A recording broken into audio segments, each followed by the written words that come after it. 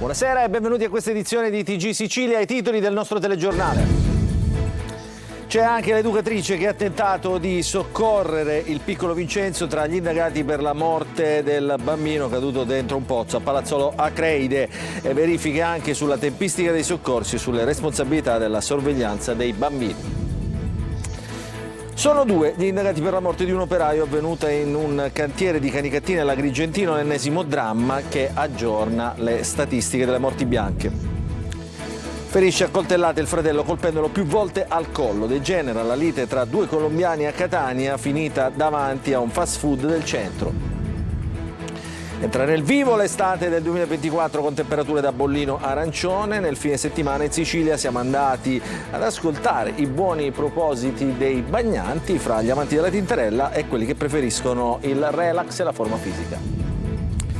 Sold out allo stadio Franco Scoglio di Messina, oltre 40.000 spettatori per l'attesissimo concerto di Ultimo. Calciomercato, il Catania ha un nuovo portiere, si tratta di Ademonis che arriva dalla Lazio, l'attaccante Van de Put invece si allontana dal Palermo.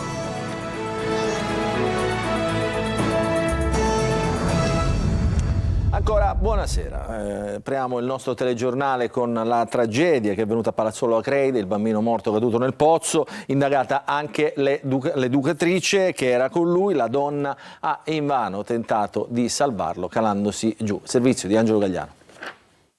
C'è anche la donna che ha provato a salvare, calandosi nel pozzo, il piccolo Vincenzo tra le persone iscritte nel registro degli indagati. Si tratta di una educatrice della Onlus che aveva organizzato l'escursione a cui il piccolo partecipava con un gruppo di bambini, alcuni dei quali disabili. L'iscrizione è comunque un atto dovuto per consentire alla donna di nominare un consulente che possa partecipare all'autopsia, esame irripetibile. Anche per lei il reato ipotizzato è omicidio colposo. Complessivamente gli indagati sono 9, 8 educatori e il proprietario della struttura dove è avvenuta la tragedia. Le prime risposte potrebbe darle l'autopsia che sarà eseguita la prossima settimana. Le indagini intanto vanno avanti senza sosta e nelle prossime ore saranno sentite altre persone per chiarire chi fosse incaricato della sorveglianza dei bambini e se il pozzo fosse stato messo in sicurezza. Resta da valutare anche il racconto di un vicino che ha parlato di ritardi dei soccorsi. La procura intende fare luce pure sulle tempistiche, anche se il Dipartimento dei Vigili del Fuoco in una nota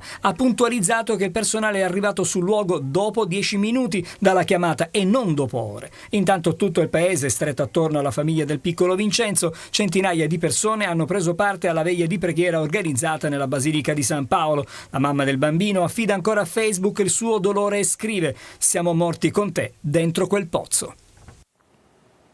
E dopo la tragedia nel Siracusano, appunto, dove ha perso la vita il piccolo Vincenzo, il centro Rampi, in memoria del piccolo Alfredino, morto in circostanze simili negli anni '80, chiede una legge sulla sicurezza dei pozzi. Il servizio di Francesco Aloi.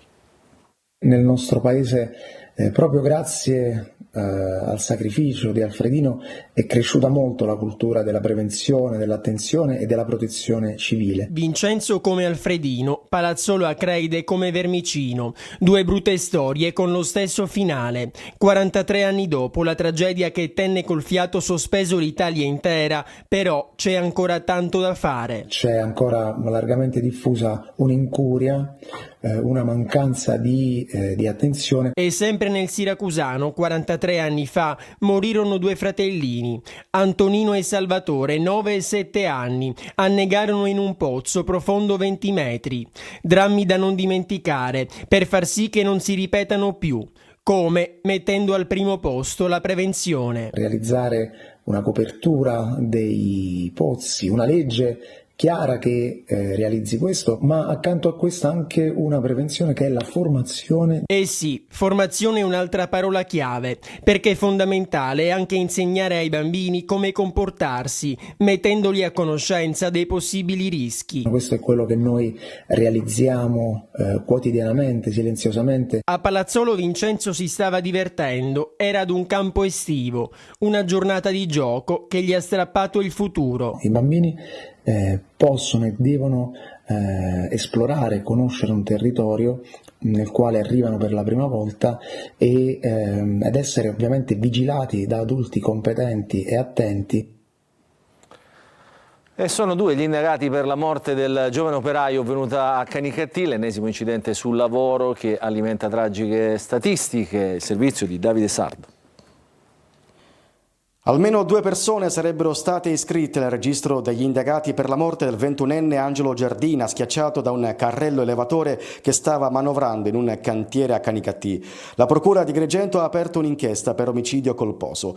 Le indagini sono state affidate ai carabinieri, all'opera soprattutto per riscontrare il rispetto delle norme in materia di sicurezza e prevenzione degli infortuni sul lavoro, il corretto utilizzo dei dispositivi di protezione. L'intera area è stata sottoposta a sequestro. Giardina lavorava da una settimana per un'azienda che produce e commercializza manufatti in calcestruzzo in via Vittorio Emanuele nella periferia nord di Canicattì. Al vaglio degli inquirenti anche i video delle telecamere di sorveglianza che avrebbero registrato l'incidente mortale. Il sindaco Vincenzo Corbo ha proclamato il lutto cittadino nel giorno dei funerali. La Sicilia, con 9 vittime nei primi 3 mesi del 2024, vede diminuire l'incidenza dei casi passando dalla zona arancione ad una meno grave, la gialla. L'indagine è stata elaborata dall'Osservatorio Sicurezza sul Lavoro e Ambiente. Nel dettaglio, Agrigento, Palermo e Trapani si trovano in zona rossa, mentre Catania e Messina sono in zona gialla, e in zona bianca le province di Caltanissetta, Enna, Ragusa e Siracusa, tutte con un'incidenza di mortalità pari a 0. Folle fuga per le strade catanesi, preso un latitante di un clan che doveva scontare oltre 10 anni di carcere per associazione a delinquere finalizzata allo spaccio di sostanze stupefacenti. Eva Spampinato. Un inseguimento folle per le vie di Catania a bordo di uno scooter con la targa contraffatta. Lui, un latitante pregiudicato anche per rapina a mano armata, storicamente legato al clan Cappello Bonaccorsi e parente di Concetto Bonaccorsi, già al vertice della famiglia dei Carateddi, voleva fuggire dai poliziotti che lo cercavano da giorni. Maurizio Valenti, 50 anni, per sottrarsi al carcere, doveva scontare più di 10 anni, da oltre un mese si era reso irreperibile allontanandosi dalla propria abitazione dove era ai domiciliari. Gli investigatori lo cercavano e sapevano che si nascondeva tra i quartieri di San Cristoforo e San Berillo Nuovo, usando uno scooter scuro per gli spostamenti. Dopo giorni di estenuanti ricerche, nel corso dell'ennesimo appostamento, i poliziotti lo riconoscono in lontananza, mentre si trovava in Corso Indipendenza. L'uomo inizia la fuga. Per raggiungerlo 2 dei poliziotti, anche loro a bordo di uno scooter, prendono una rampa di scale in discesa, cadono dal mezzo, ma riescono comunque a tagliare la strada al fuggitivo e a bloccarlo. Valenti è stato arrestato e portato in carcere. In passato era finito in manette nell'ambito di diverse operazioni della Direzione Distrettuale Antimafia, ultima delle quali la Camaleonte del giugno 2020, nell'ambito della quale la squadra mobile aveva inferto un duro colpo agli assetti del vertice del clan Cappello Bonaccorsi. Ad Acireale la polizia ha arrestato un 42enne che da 3 anni minacciava e maltrattava i genitori, accusato di tentata estorsione, maltrattamenti in famiglia e atti persecutori. Ferisce a coltellate il fratello, colpendolo più volte al collo. La lite tra 2 colombiani di 39 e 29 anni, iniziata in casa, è finita davanti a un fast food di Catania in piazza Santa Maria di Gesù. È stato il titolare del locale a trovare la vittima sanguinante e a chiamare il 112. L'uomo, con un'emorragia in corso, è stato trasportato al pronto soccorso dell'ospedale Garibaldi Centro. In ambulanza, sebbene in stato di shock, è riuscito a fare agli investigatori il nome del fratello, che è stato rintracciato e arrestato poche ore dopo mentre rientrava in casa nella zona del Fortino con una mano fasciata per coprire una ferita d'arma da taglio. Gli investigatori hanno trovato nell'appartamento tracce di sangue e 2 coltelli ancora sporchi. La vittima non è in pericolo di vita. E ancora un'altra notizia di cronaca: tenta di prendere a calci la compagna nel tentativo di provocarle un aborto. Una donna di 34 anni di Randazzo ha denunciato il compagno per comportamenti violenti. Si tratta di un 25enne, i maltrattamenti sono avvenuti almeno 2 volte mentre era al 2° e al 6° mese di gravidanza. La donna ha chiamato il 112 chiedendo aiuto e, nonostante la comunicazione fosse stata più volte interrotta dall'uomo, i carabinieri sono riusciti a localizzare l'abitazione. Per l'uomo, dedito al consumo di alcol e droga e alla ludopatia, è scattato il divieto di avvicinamento e l'utilizzo del braccialetto elettronico. Ci spostiamo nella Valle dei Templi perché manca ancora tanto da fare ad Agrigento, che sarà la prossima capitale della cultura nel 2025. Mancano i parcheggi, ad esempio, nella Valle dei Templi. Servizio. Il conto alla rovescia è ormai iniziato. Nella macchina organizzativa che porterà Agrigento a rivestire per un anno il titolo di capitale della cultura mancano ancora tanti ingranaggi. Tassello importante anche i parcheggi della Valle dei Templi, sito che attira ogni anno quasi 1 milione di visitatori e che nel 2025 potrebbe superare questa soglia. Per le guide turistiche la struttura non è sufficiente. Noi abbiamo bisogno di più spazio, anche perché Agrigento 2025 si avvicina, mancano 6 mesi, avremo molta più gente, quindi bisogna aumentare la capienza dei parcheggi e anche risistemare le zone in ingresso degli stessi parcheggi per realizzare le opere che possano permettere ai turisti di accedere e uscire dagli stessi parcheggi in sicurezza. Insufficienti ma anche sterrati, perché la soprintendenza non autorizza la pavimentazione. Più volte l'associazione guide turistiche ha chiesto alla direzione del parco di mediare per trovare una soluzione. A fronte dei prezzi per posteggiare, sicuramente non modici, visitatori e turisti lasciano l'auto tra polvere e sabbia senza pensare che quando piove i parcheggi si trasformano in veri e propri pantani. Adesso cambiamo decisamente argomento e ci occupiamo del caldo, dell'estate 2024 che è ufficialmente iniziata, bollino arancione, oggi a Palermo, domani invece l'allerta sarà a Catania e Messina. Il mare è l'unico luogo per sfuggire alla frenesia e al caldo della città. Il servizio è di Desiree Ferlito. Per quest'anno non cambiare, stessa spiaggia, stesso mare. C'era una volta la vacanza in stile, stessa spiaggia, stesso mare, per dirla come una vecchia canzone.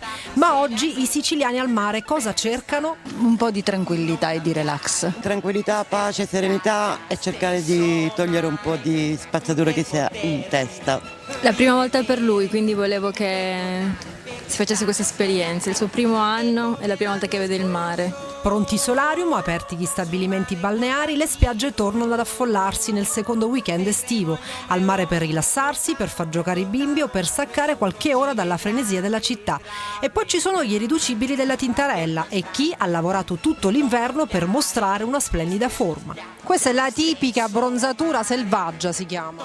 Sì, io vado al mare tutto l'anno. Qui oggi sono per caso, però di solito vado alla playa, ecco, questo è il sole della playa. Il sole della playa? Sì, per chi lo volesse sapere. Si viene al mare perché, signora?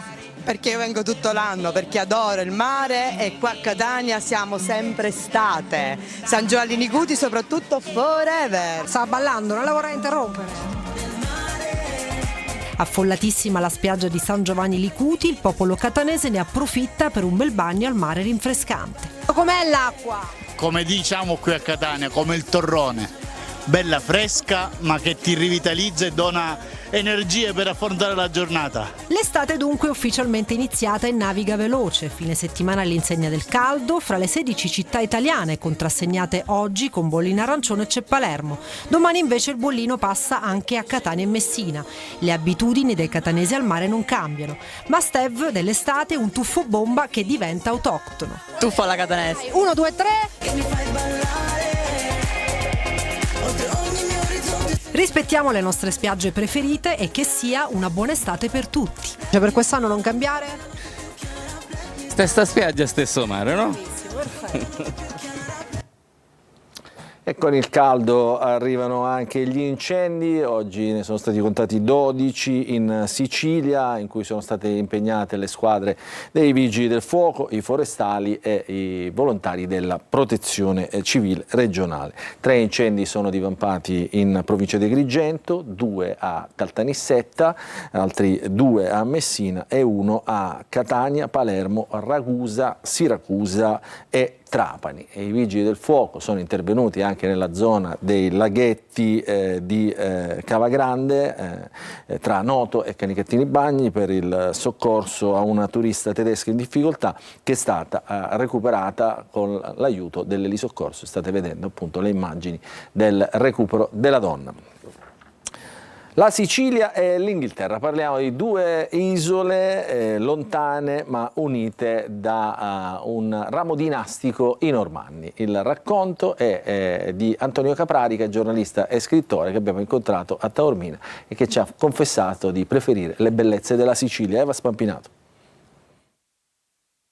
Oh, ma guardi, i punti di contatto tra Sicilia e Inghilterra, come sa, sono innumerevoli, a cominciare dagli stessi padroni medievali, i Normanni, no? La monarchia che ancora oggi siede sul trono inglese è di origine normanna, così come normanna era forse la più grande delle dinastie che ha regnato su queste terre e che ha lasciato un segno così straordinario e imperituro. Ma sa che c'è stato perfino un matrimonio dinastico tra i Normanni di Sicilia e i Normanni d'Inghilterra, quindi i legami sono molti, però c'è qualcosa che grazie a Dio non è collegato: il tempo, la cucina e la bellezza, perché la bellezza siciliana è irripetibile. Io sono leccese e lei non so se lo sa, ma ad esempio Tancredi, il normanno conte di Lecce, fu l'ultimo aspirante re normanno, era un figlio bastardo dell'ultimo re, cercò di assicurarsi il trono, fu fatto fuori spietatamente dai concorrenti.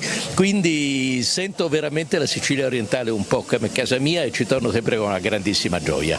Ha detto Tancredi, ovviamente viene in mente il Gattopardo, la massima del Gattopardo era cambia tutto per non cambiare nulla, ma secondo lei in Sicilia, oltre che in Italia, continua questa, vale ancora questa massima?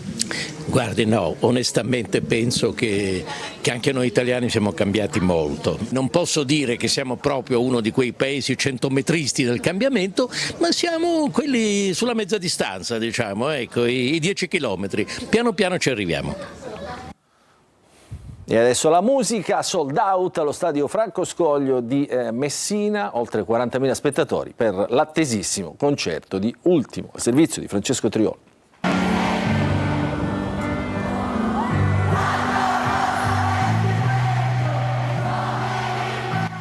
La semplicità e l'emozione, forse così si può spiegare il fenomeno Ultimo, in grado di riempire gli stadi. A Messina, al San Filippo, erano in 40.000 ieri sera a cantare le sue poesie. Arrivavano da tutta la Sicilia e dalla Calabria, e lui ha risposto presente, si è detto innamorato della Sicilia, desideroso di regalare emozioni, anzi di restituirle. Il suo è stato uno spettacolo di oltre 3 ore, 30 brani senza un solo calo di tensione, su un palco imponente con oltre 600 metri quadri di LED vuole a dominare le retrovie ed un massiccio impianto luci, suggestivi visual ed effetti speciali pirotecnici, il volume forte, il pianoforte, la sezione acustica, il ritmo, le pause, le storie.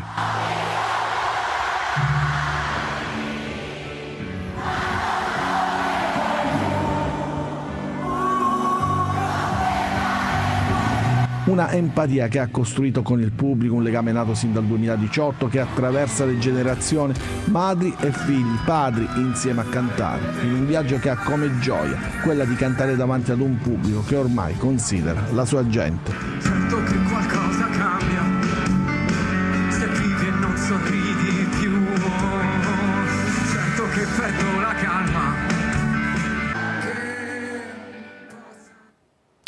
E dopo la musica di Ultimo noi ci fermiamo per una piccola pausa, poi il calcio.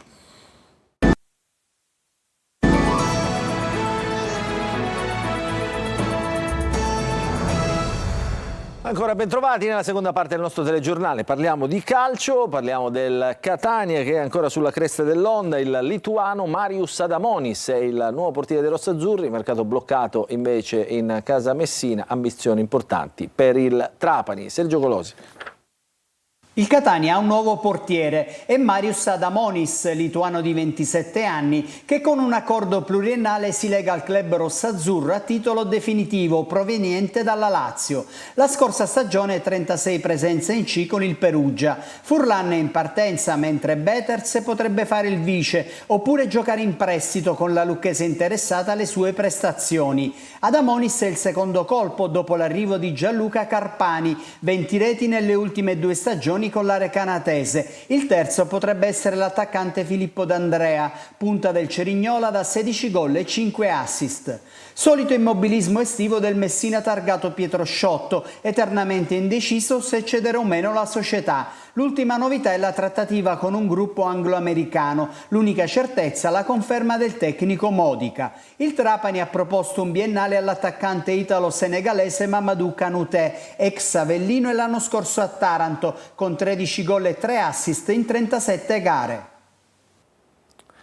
Strategia di mercato per il Palermo, si allontana l'attaccante Van de Putte, rosanero ad un passo invece da Nicolau dello Spezia. Per l'attacco torna di moda il nome di Caso. Marco Gulla.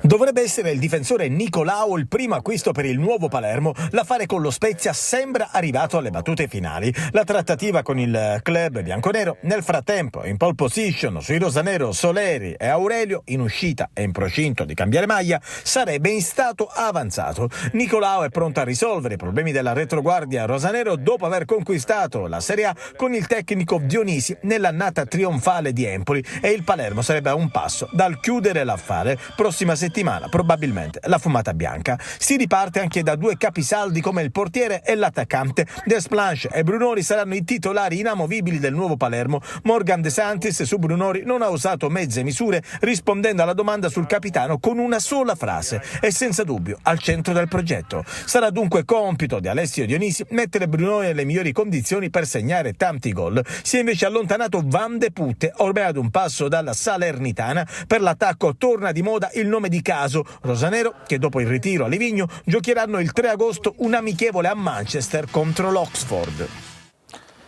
E questa era l'ultima notizia per quanto riguarda il nostro telegiornale, dunque non ci resta che ringraziarvi per averci seguito e darvi appuntamento domani con il nostro notiziario. Buon proseguimento di serata a tutti.